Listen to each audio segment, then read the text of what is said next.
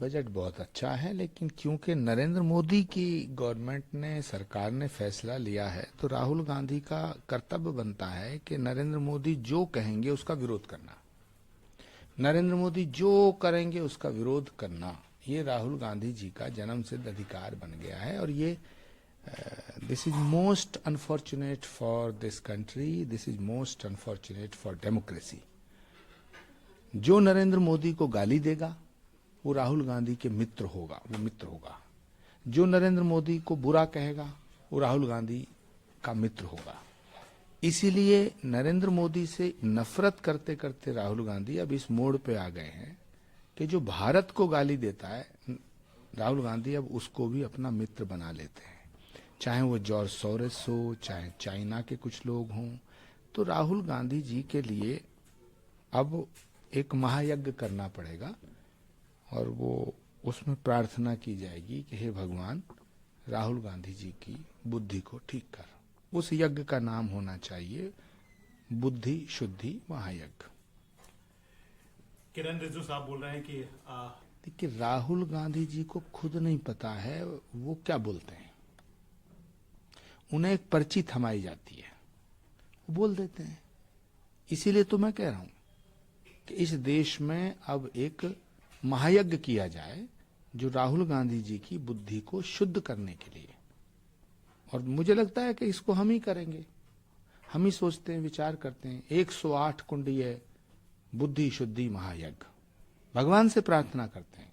आदमी के बस की बात नहीं है राहुल जी को समझाना। अब भगवान से प्रार्थना करेंगे कि राहुल जी को सद्बुद्धि दे। सोनिया गांधी जी भी इसी तरीके का वक्त। सोनिया गांधी जी के बयान पे मैं कोई टिप्पणी नहीं करना चाहता। वो बहुत वरिष्ठ हैं और अब एक तरह से एक्टिव पॉलिटिक्स से दूर हैं, तो उनके ऊपर मैं कोई टिप्पणी नहीं करना चाहता। जया बच्चन जी कह रही हैं कि कुंभ का पाटर कंटेमिनेटेड हो गया है। बिल्कुल, जया जी एक बहुत ही बड़ी कलाकार रही हैं और बहुत सम्मानित महिला हैं, लेकिन अफसोस की बात यह है कि अब तक उनसे अमिताभ बच्चन जी दुखी थे, अब पूरा देश दुखी है उनकी बातों से। वो सनातन को टारगेट करना चाहती हैं, वो सनातन पे हमला करना चाहती हैं कुंभ के बहाने। वो योगी आदित्यनाथ को टारगेट करना चाहती हैं। वो कहना चाहती हैं कि कुंभ की व्यवस्था ठीक नहीं थी। सरकार के ऊपर सवाल करने पे हमें कोई प्रॉब्लम नहीं है, लेकिन हमें प्रॉब्लम तब है जब आप सनातन को टारगेट करते हो। तो जया बच्चन जी का जो निशाना है वो सनातन है। तो मैं भगवान से प्रार्थना करता हूं, गंगा मैया से प्रार्थना करता हूं कि जया बच्चन जी को कुछ भारत के संस्कृति और संस्कार, और जया बच्चन जी से भी मैं अनुरोध करना चाहता हूं कि वो नास्तिक लोगों की तरह बातें ना करें, वो वामपंथी लोगों की तरह बातें ना करें। वो इतनी बड़ी कलाकार रही हैं, लेकिन सनातनी होकर के देखेंगी तो कुंभ बहुत महान आयोजन के रूप में दिखाई देगा। कुंभ को समझने के लिए सनातनी होना जरूरी है। और जया बच्चन जी जो बातें कर रही हैं वो वामपंथी और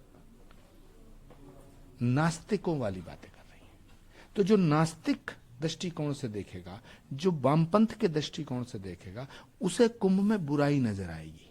जो आस्था के दृष्टिकोण से देखेगा उसे कुंभ एक महान आयोजन, महापर्व नजर आएगा। तो महाकुंभ हमारी आस्था का महापर्व है, सनातन का महापर्व है। लेकिन सनातन के महापर्व को समझने के लिए जया बच्चन जी को सनातनी होने की जरूरत है।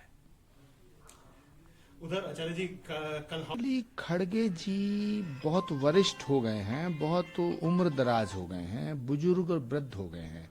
उनके बूढ़े कंधों पे कांग्रेस का वजन है, और जितना वजन कांग्रेस का है उसको खड़गे जी ढो रहे हैं। उससे ज्यादा वजन राहुल गांधी के टीम का है। तो खड़गे जी के ऊपर राहुल गांधी जी का इतना दबाव है कि वो अपनी लाइन और लेंथ खो बैठे हैं। इसीलिए किसी को डांटते हैं, किसी से लड़ते हैं, कभी कुछ कह देते हैं।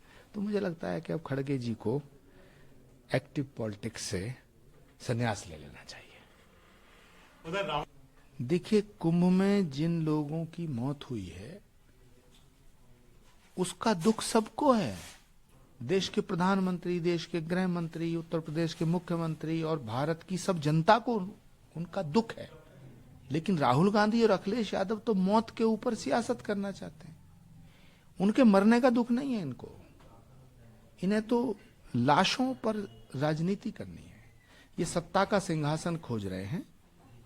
मुझे लगता है कि कुंभ पे सवाल उठाने का हक सिर्फ हिंदुओं को है, और जिनकी आस्था सनातन में, हिंदू धर्म में नहीं है, उन्हें कुंभ पर सवाल नहीं उठाना चाहिए।